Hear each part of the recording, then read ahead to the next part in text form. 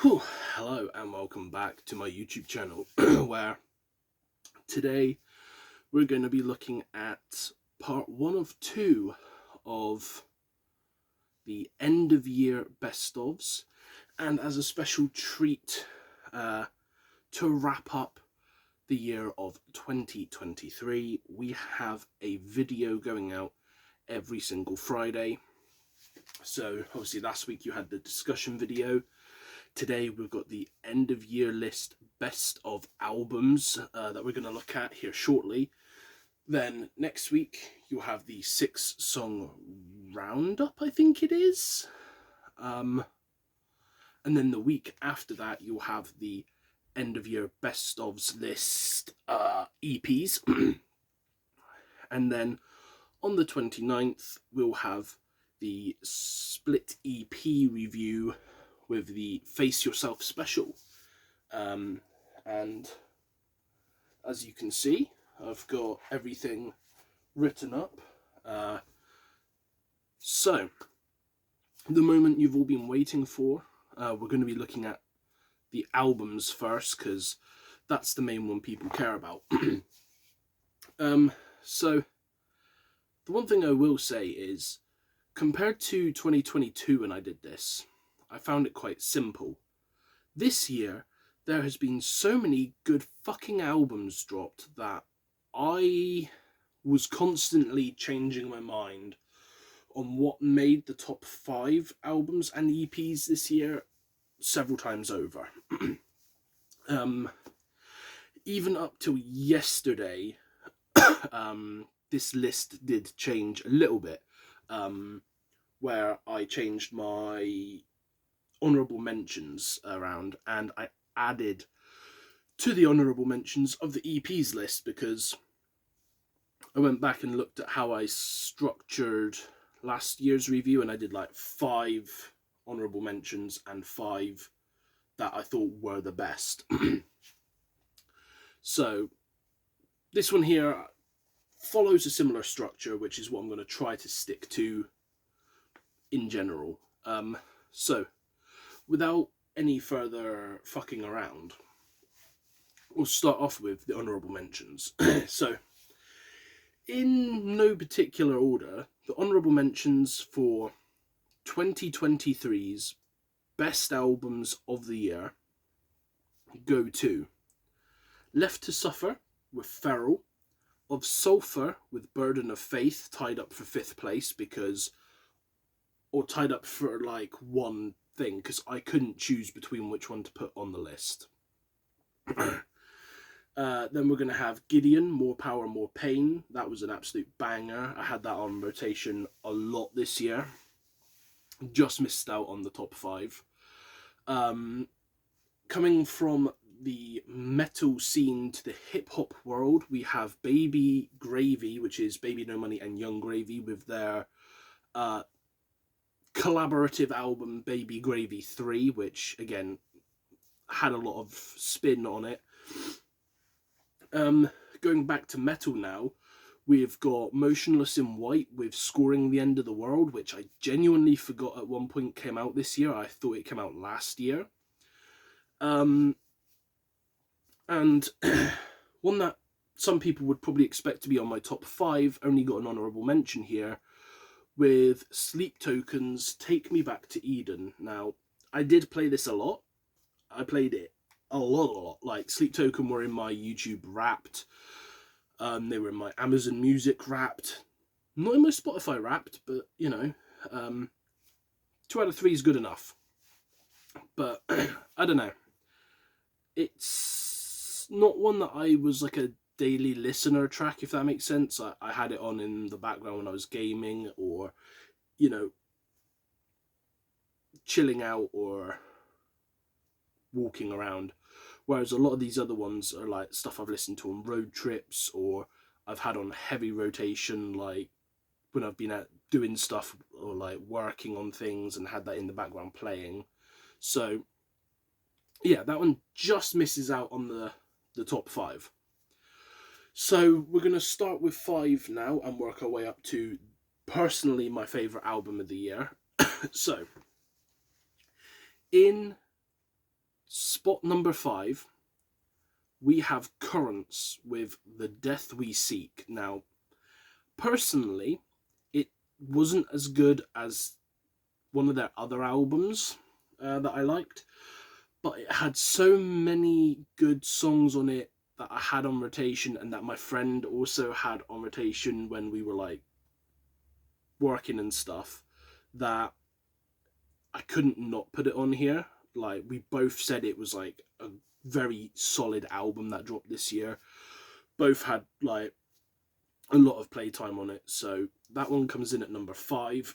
Now, number 4, again, one that came out kind of earlier in the year of 2023, and I ended up actually, again, forgetting it came out this year because I played it so much it kind of felt like it had been out a year or two already, is Cattle Decapitation with their newest album, Terrasite. Now, like I said, I'm a Cattle Decapitation boy. I love their stuff. It's, you know, it's nihilistic. It's got a message. It's got a point to prove, and Travis Ryan's vocals are just disgustingly good. His weird goblin singing is incredibly hilarious, and I still love like how he himself doesn't even quite know how he does stuff. And unlike some other bands that are like on the vegan-ish spectrum, they don't try to make you feel like a cunt if you're not part of their views. So yeah, moving into the top 3 now. This was so hard to choose between spot 3 and 2. I'm looking at it now and I'm like, God. So, just missing out on second place by a nit's knacker is Signs of the Swarm with Amongst the Low and Empty. Now, don't get me wrong, this album was what I expected it to be. It lived up to the hype. It lived up to everything I kind of want from a Signs of the Swarm album, especially with the newer vocalist. I think his name's like David Simonich or something. Personally, I prefer him to their prior vocalist. I feel like he's just got much more of a nasty tone. The musicianship on this album was phenomenal. Like I said, the vocals were clean, crisp.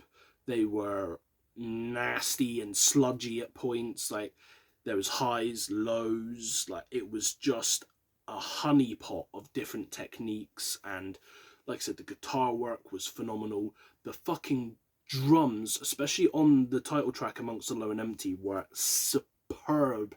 Like, the blast beats and stuff, and like the pedals were going fucking 10 to a dozen. So hats off to that drummer, because his feet must have been fucking hurting, and his hands. But boy oh boy, great album. Coming in at number 2 is actually a late addition to the year. It only came out, I think, back in October, but in the time of October to December the 8th, I think we're on now when I'm recording this, it has had a shit ton of playtime on my end. I just love the vocal arrangement. I love the musicianship behind it. The album artwork was really cool. And the album I'm talking about is Super Bloom by Silent Planet. Yeah, wasn't a big Silent Planet fan per se up until this album, and then hearing this I was like, shit, I've really been missing out. Went back, kind of delved into their discography, realized I really should have given these guys a proper chance, because they absolutely fuck. And yeah, this album is definitely the turning point for me, and made me realize that Super Bloom were heavily underrated in my head. So with that being said, we're left with the number 1 spot. Now, I know a lot of people online are like, oh, To the Grave, To the Grave, that's the best album of the year. Personally, for me, I don't like To the Grave. Yeah, their vocalist is good. I get it. I don't like the message. I don't like how lackadaisical the lyrics are. Um, there's a lot of things I don't really gel with. Like I said, Cattle Decapitation, the more nihilistic, the earth is fucked, there's nothing we can do, we've royally fucked ourselves sort of thing. I can get behind that, but the whole, oh, you eat meat, you're a cunt, I'm going to shoot you in the head, I'm going to chop your head off, don't like it, mate, fuck you. So with that being said, if To the Grave isn't my number one, what is? Well,